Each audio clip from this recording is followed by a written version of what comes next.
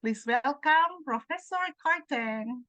So I've been asked to talk about task designing for teaching grammar. We're going to look at understanding task-based language teaching. So the question becomes, how do we move from just teaching stodgy is a great word that I'm actually going to write down here, but how do we move from teaching stodgy grammar, from the book, to something that's more alive? So we ask ourselves, instead of saying, how do I transmit grammar knowledge to your brain?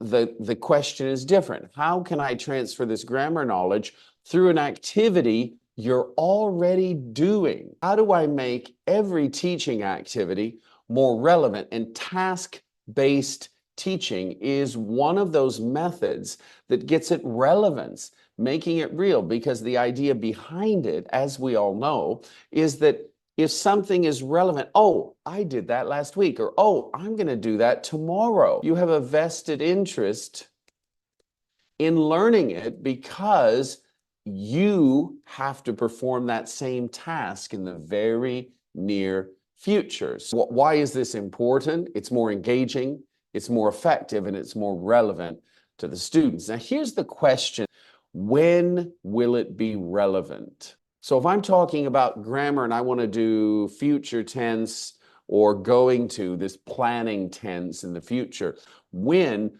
are my students, most of them, likely to take a trip?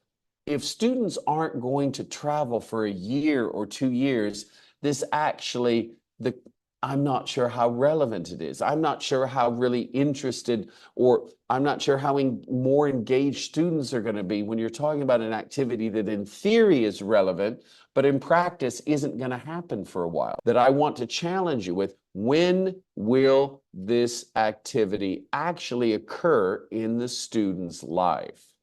Now, what's the ideal answer to that question? Tomorrow, next week, or next month. I'm going to talk about the use of conditional when we're in an interview.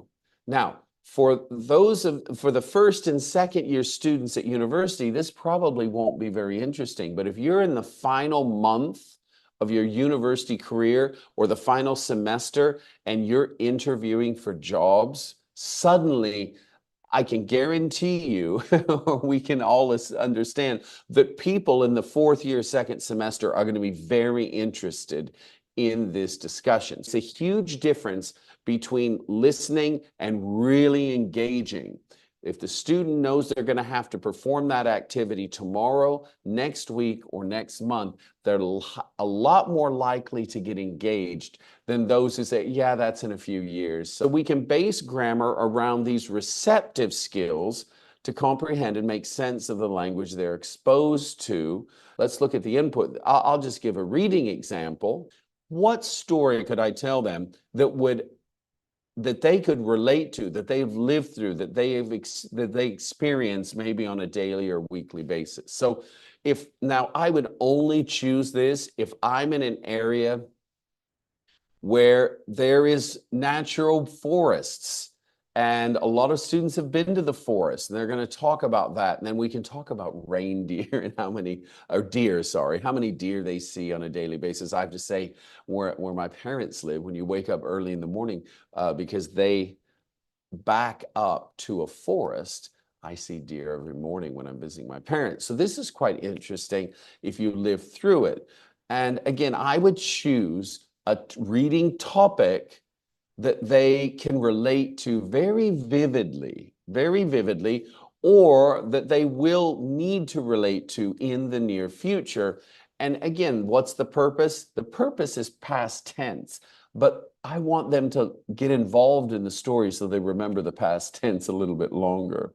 And so we have this reading, we have it said in the past, last weekend, and so then we can teach, which is our grammar focus here, past tense. So identification, ask students to underline all the verbs in the past simple tense in the passage. And then we match them with their present tense or the base verb of the infinitive. And so in that way, we I guess this is an A2, A1 plus, sometimes, a refresher lesson at the B1 level, especially if these are irregular verbs. And so that becomes quite interesting if you want to do a little bit, so you can base this level of difficulty on the types of verbs you're using. Do you want to use more irregular verbs or regular verbs? And so this can, make it a little bit more interesting.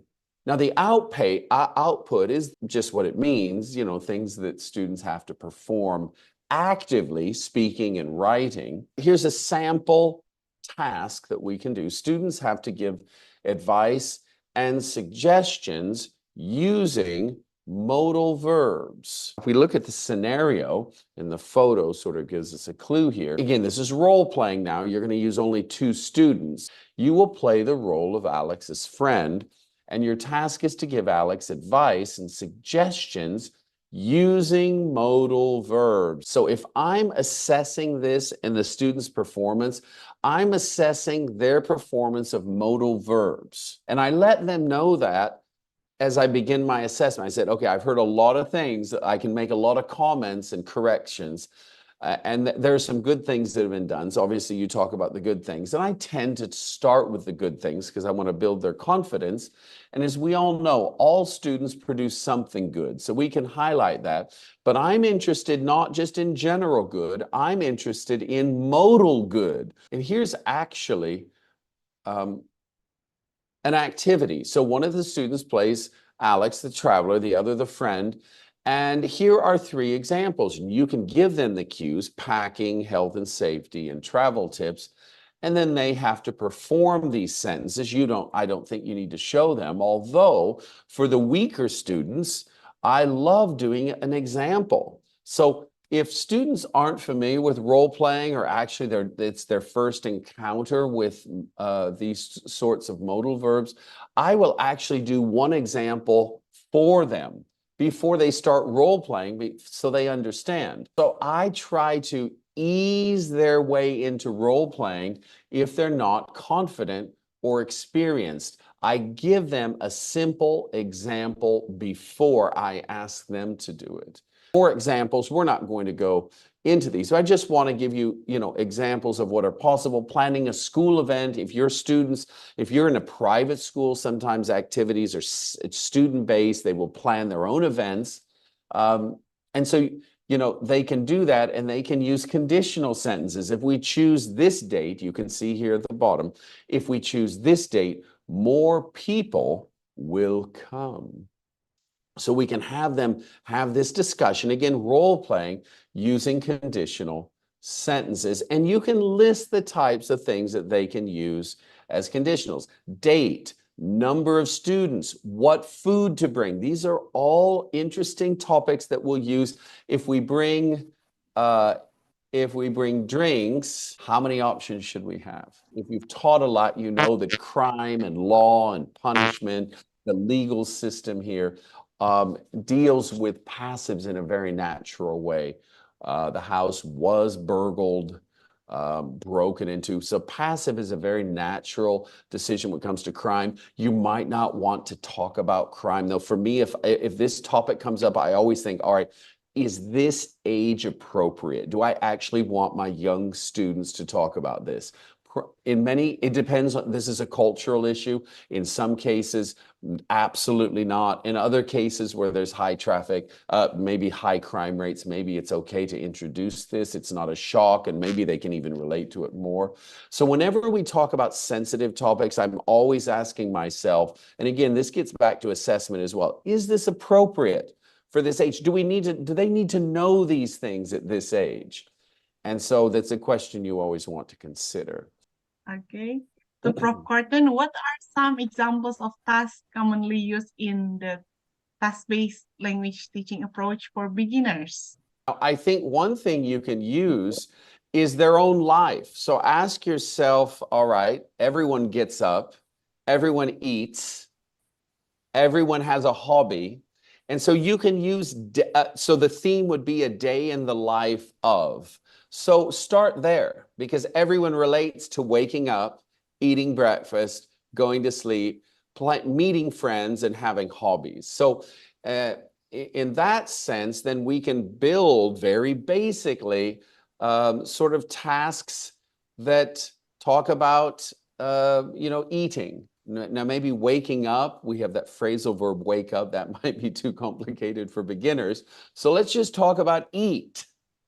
And we can have, something around eating. And so we can, they can narrate their breakfast experience or what they do in the morning in present simple. You can ask, describing your friends. So if you want to talk about adjectives or the to be verb, if for beginners, describe your best friend or describe a friend, and use very basic adjectives. He's tall, and I mean, this is not the strongest task-based exercise, but we all have friends for a reason. And if we can explain some of their attributes, even if it's crude means, very basic sort of terminology, I think that's, broadly speaking, a task.